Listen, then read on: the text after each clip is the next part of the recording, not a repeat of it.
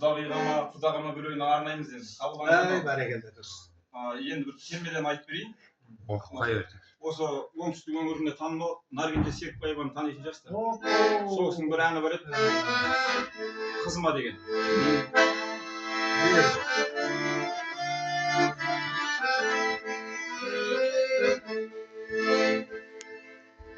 Келін болған қызымдай, көріп көңілім бұзылдай,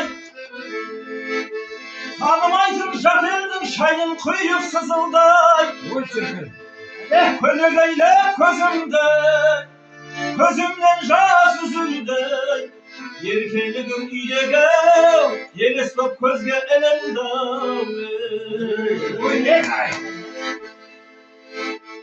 Қызым отыр майысып, кең дастархан жайысып, қолы зарған құдағи отыр қою шай ішіп. Құдамыз же қуанып, шырайланып тұрады.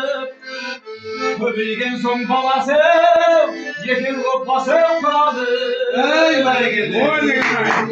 Құдамыз же қуанып, шырайланып тұрады. Көбейген соң баласы, екі отбасы құрады.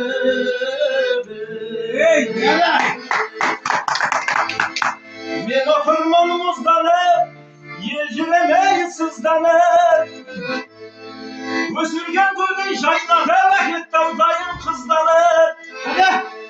Қызыма қимай қараймын, секілді шыққан араймын. Қайтеміз енді амал не, үй болуларын қалаймыз.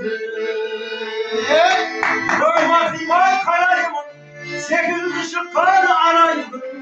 Қайтеміз енді амал не, үй болуларын қалаймыз.